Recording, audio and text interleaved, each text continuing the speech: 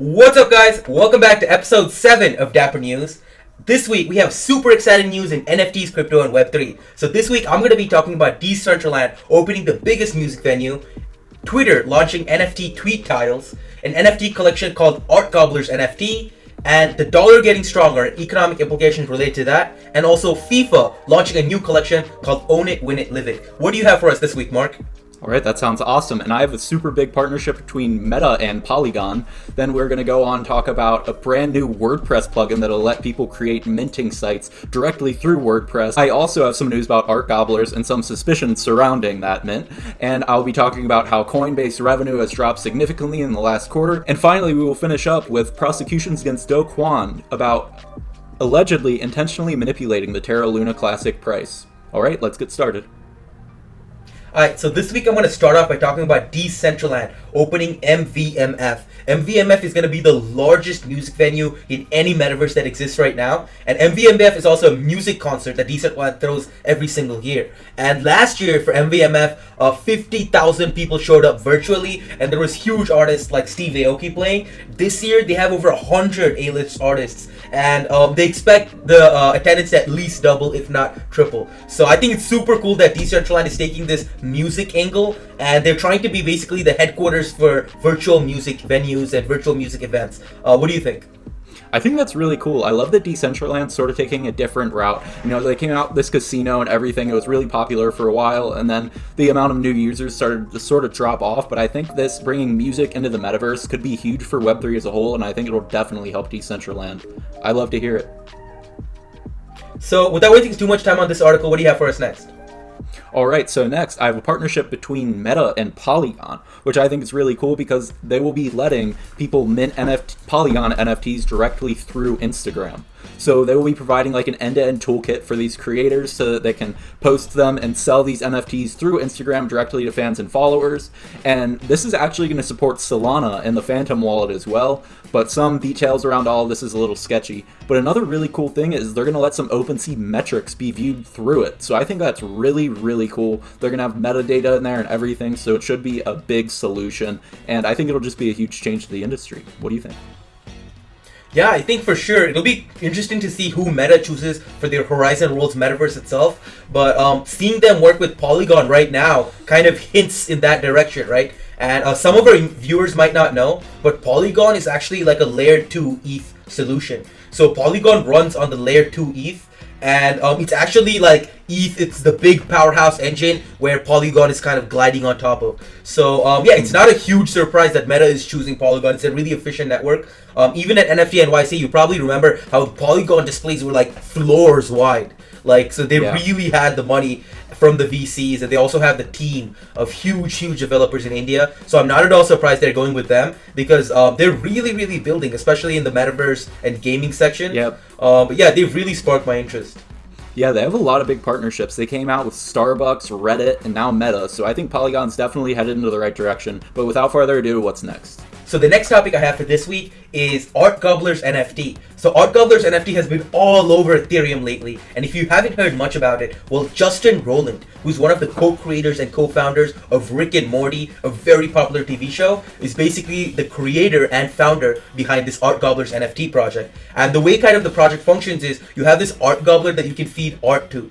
And the craziest thing was that these art gobblers got airdropped to a bunch of influencers and a bunch of high-level NFT collectors and traders, and overnight it shot up from 0 Ethereum to over 20 Ethereum, making people like over $20,000 instantly. So a lot of people sold, and now the price is sitting at around 15 Ethereum. But I believe, Mark, you had more on this? Yeah, so there's a lot of suspicion surrounding just how these whitelists were given out. So it seems like none of the small fish were even given a chance, and a lot of people are really angry about this. There's also a lot of suspicion surrounding the Blur marketplace, because both Blur and Art Gobblers have a heavy stake in them owned by... Wow, okay. So a company called Paradigm has a heavy stake in both Blur and Art Gobblers, so there's a lot of suspicion around foul play or insider trading because the same people are making tons of money off this and not very many people are able to get whitelist. There's a lot of suspicion surrounding the Art Gobblers mint because this took place through Blur, which is a marketplace that's fairly new, and a large stake of this is owned by Paradigm. However, Paradigm also has a large stake in Art Gobblers. So there's suspicion of this foul play, especially since these whitelists seem to be given out it was a very hand-picked process. Only very big influencers were able to get them, and they basically hand-selected anyone who was even able to mint. And in less than 1 day, they had $12.3 million in sales. So this is it was a huge mint, and there's lots of suspicion surrounding Paradigm. What do you think? Yeah, I think I definitely smell foul play lately in the bear market. I see a lot of collections just going to like thousands and thousands of Solana or Ethereum worth of volume like instantly after launch. And when you go in and look, it's clearly like bots trading in between each other. So yeah, I've seen a lot of foul play collections lately because it's really hard to attract the level of attention that a project drew 6 months ago or a year ago. So I wouldn't be surprised if it's foul play. Honestly, I'd have to look at it closer and actually inspect the blockchain transactions to make a judgment myself. But yeah, I wouldn't be surprised at all if we saw foul play here. But yeah, it's crazy to see how only a handful selected people got the NFT, and a lot of people are selling it. These Twitter shillfluencers and stuff, especially the Instagram ones. There's like posts saying, "I just made 15 Ethereum overnight. Goodbye, art gobbler." So I don't know. I don't know how it's gonna play out overall, but I still think the floor price is inflated and it's probably gonna dip more. Yeah, I suspect foul play, but let me switch to our next topic, which is sort of on the complete opposite end. This would be sort of a solution that would let anyone create a minting page. Anyone would be able to make an NFT. This is a WordPress plugin. This is called MinterPress by Blockhouse. So it's going to let anyone set up a minting site, and basically it'll bring it to everyone because, as you know, if you've had experience working with websites, WordPress is number one. It's huge and it's super easy to work with. The only catch of this is that it only will support one blockchain. So you won't be able to decide if you want to mint on Ethereum or Solana. Your only option if you use this Blockhouse solution is the Tezos blockchain. What do you think? It's crazy that you can only use the Tezos blockchain. Like, I haven't ever been on the Tezos blockchain. I know one time I bought the XTZ token by accident once because it got listed on Crypto.com. And there was this phase where anything listed on Crypto.com moved for a bit. So everyone used to invest on ICO day. So I've invested in their token of that blockchain, but I've not heard much about it. So maybe this project is funded by the XTZ. But yeah, hopefully they start offering something like Solana or Ethereum because, man, WordPress getting a plugin like this is huge for NFTs, huge for crypto. So I would even go in and use it myself just to see what all features it has. But if they're not bringing it to Solana, maybe we should, you know? Yeah, seriously. What I'm wondering is, I don't think this will be bullish for the Tezos blockchain. I don't think it's enough, but I'm curious to see what happens. Because I definitely think there will be an influx in projects, but I don't think we're going to see a huge shift to the Tezos chain anytime soon. All right, what's next? So next, I want to talk about Twitter launching NFT tweet tiles. Now, it's huge. Twitter is actually supporting NFTs for the past year, if you haven't been noticing it. You can actually link, if you have Twitter Blue, your wallet with Twitter, and it actually gives like a purple or blue surrounding to your NFT, depending on if you're on Ethereum or Polygon. And if you're on Ethereum or Polygon, it doesn't do Solana yet, but it'll verify your NFT for you. So if you hold an NFT and you have that as your profile picture, Twitter will actually like show users that, yeah, you own this NFT. So I thought that was pretty cool. But now Twitter is launching NFT tweet tiles, which basically means whenever anyone posts a picture of a gallery or a picture with other NFTs inside it, you'll be able to kind of scroll over that. Similar to how in Facebook, you can tag a friend and scroll over it to see who it is. You'll be able to scroll over larger pictures with NFTs inside them to know everything about that NFT, like floor price, rarity, and everything else. So I think that's super cool that Twitter's taking an initiative towards Web3 and NFTs. What do you think? I think that's awesome, and it's just like to see that both Instagram and Twitter just bring NFTs to the forefront. It's super bullish for Web3, and I think it shows that NFTs are not going to go away. I feel like I've said that too many times in these little news podcasts, but I really think this is amazing for the industry. Meta's interested, Twitter's interested, and they're all going full force ahead. For sure, for sure. So without wasting too much time on this article, I actually have one more for you guys. So FIFA is actually launching a new collection. They call it the Own It, Win It, Live It collection. And basically this collection is 50,000, I believe, clips of... Okay, it's not 50,000. I have to go back and correct that. So basically this collection is around 50,000, maybe it's more. I'm not 100% sure. But each NFT will be sports clips of certain goals scored and legendary moments within the FIFA game itself. And basically each NFT will also double as a ticket, a fully paid ticket for two people to go and watch the FIFA World Cup in December. So if you have time between December 7 and December 13 to go watch the World Cup, you might want to spend $4.99 to $99.99 on this NFT, which basically doubles as a lottery ticket for full expense paid trip to see the Super Bowl. What do you think, man? I'm definitely buying one for sure. I'm totally buying one, even though I'm not a soccer fan. If I won, I would probably just sell it, if I'm being honest. But I think it's super cool. It's just another big player. It's like the biggest sports event in history is bringing NFTs to it, and they're offering a very solid benefit. A fully paid trip. This was like, even if I'd never heard of NFTs, if you tell me I can spend $5 and possibly win a fully paid trip to the World Cup, I'm in. Like, so, how do I get into NFTs? To be clear, nowhere on their website does it say NFT. Similar to Reddit, they only use the word digital collectible. They say buy this digital collectible that doubles the lottery ticket, and people love it. Just like Reddit, people love it. People are all over this word, digital collectible. But if they hear the word NFT, they associate it with scam these days. And I see why. I can't blame them. Mm-hmm. But without wasting too much time on this topic, what do you have for us? Next, so we've been saying a lot of good stuff about Coinbase and the partnerships they've been making, but recently some metrics came out that shows that they're actually down 28% on trading volume. So the transaction revenue fell by over 44% in the second quarter, just because there were fewer users that were active on the exchange. So even though they're making these massive plays with other big corporations and stuff, their trading volume on their platform is actually taking a heavy dip. So what do you think this means for the future of Coinbase? I saw them launch Coinbase One, which is basically like a premium plan where you pay them $29.99 a month and it waives all transaction fees. So maybe this has something to do with that, how they launched that program and everyone's using that to avoid transaction fees. But you said the volume dip. So that makes me think they probably launched this to combat that and kind of steal business back from Binance, FTX, and some of the other bigger over-the-counter trading platforms. But yeah, what do you think? What I think this means is that Coinbase is going to become the solution for like in-app or in-website crypto transactions. So like if you go to a website and want to purchase something, I think the Coinbase portal will be what's there for like, this is how you pay with Bitcoin. But I think people will start to use other solutions for the actual trading. Like if you want to invest, I think people will start using different platforms, maybe like FTX or Binance. But if you want to purchase something in the metaverse or purchase something online, I think that's where Coinbase is really going to shine in the future. As someone who uses crypto regularly, just the Coinbase is terrible to use. Like compared to something like I don't Binance, like it at all. Yeah, like getting your crypto in and out of Coinbase is just like a huge headache. It seems like a vault that's like barely works sometimes. But like Binance, right? Something like Binance, something like KuCoin, like these they have their shit together. I'll leave it at that.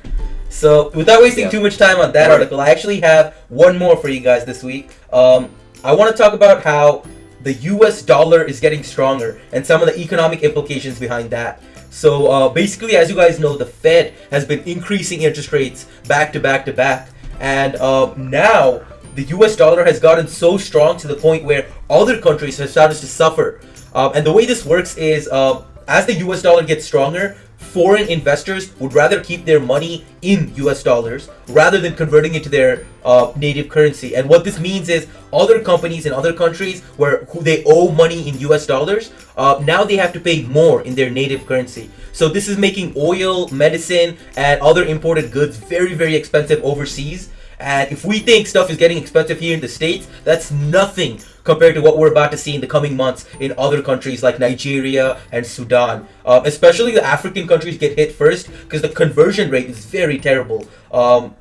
Their bang for the buck is not at all strong because their native currencies are extremely weak. And now as the US dollar gets stronger, the interesting thing I found out is that it's also affecting US companies like Apple, Amazon, Google. And the reason being is, for Apple, let's take Apple as an example, 60% of all Apple sales happen outside the US. So if the US dollar is getting stronger, that means the 60% of money they collect, overall revenue, is actually getting weaker. Because it's in other countries, other denominations, and the US, they have to convert it back to US dollars because they're US-based conglomerate. So when Alphabet takes all of Apple's earnings from multiple 60% of their earnings from other currencies and converts it back to the US, they're losing several $billions. And no, Apple's not the only one hit. Amazon's hit. Basically, all these large conglomerates that do business in other countries, and a majority of their business comes from worldwide and not the U.S., they're getting hit heavily because their income is being affected. And later, we'll also see this income being affected, being switched out to consumers here in the U.S. So this issue is just going to keep on spiraling for the next 6 months, and inflation is going to keep on getting worse. The only thing we have to look forward to is it's not going to hit us as hard in the U.S. as it's going to hit these other countries in Africa. I don't know if that's a good thing. What do you have to think? What do you have to say about this? Yeah, I really don't know if that's a good thing. It's, as an American, hearing that the U.S. dollar is getting stronger, that sort of brings me happiness. But then hearing all of the problems this is going to cause so many people, like these massive corporations, that's going to hurt us too. Because if you're invested in Amazon or something like that, when their returns are massively damaged, we get hurt too. So I'm also wondering what this is going to mean for these countries that are switching over to using like Bitcoin as an official currency. Because I don't know fully what that entails, but I want to see how these countries are affected differently from others that are just fully relying on the US dollar. Mm-hmm. Yeah, for sure. I think El Salvador is one of them. But so far, I think 2 weeks ago we reported they haven't had luck because Bitcoin keeps on going down.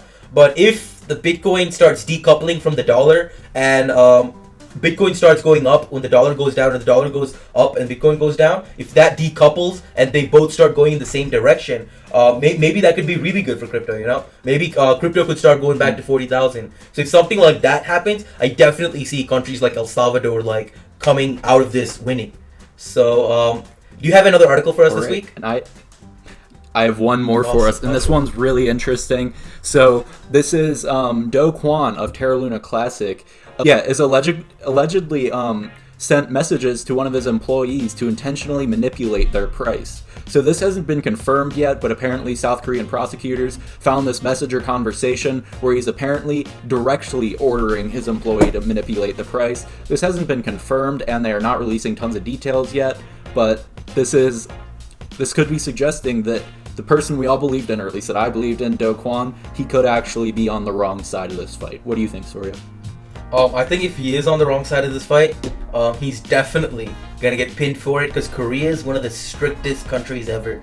Like, I've been in Korea, I lived there for 6 months. It's terrible. Like, literally you can't, it's terrible meaning it's great. My bad. I should rephrase it. It's terrible meaning it's great because I was actually a kid when I was there, and when I littered, like, I literally had cops yell at me and I got super scared. That's why I said it's terrible. But yeah, Korea is super strict. So if they decide to prosecute him, they're definitely gonna look seriously at him and the company, because I know Korean government took like an active role in running Terra Luna, because yeah, they were like buddies up until this happened. So if Do Kwon had involvement in this, definitely I think he probably will just leave Korea or something like that to avoid getting prosecuted. But I don't ever see him, a person of that caliber, going to jail. I just see him evading that. So but yeah, if I would agree. If he did nothing wrong, then he would go sit in jail and try to prove his innocence. But if you see him, like in 6 months, they say, oh, we can't find Do Kwon in Korea, or some article comes like that, then I'll confirm in my mind. I don't need any more proof that he's like guilty. Completely agree. It's just wild news. Didn't expect to hear that. Well, thank you guys so much for tuning in into episode 7 of Dapper News. We'll be back next week with exciting news in NFTs, crypto, and Web3. Soon, we'll also be starting a new segment where we bring on guests and other founders from other projects we know. So stay tuned for that. We'll see you guys next time on DAHS Radio, baby.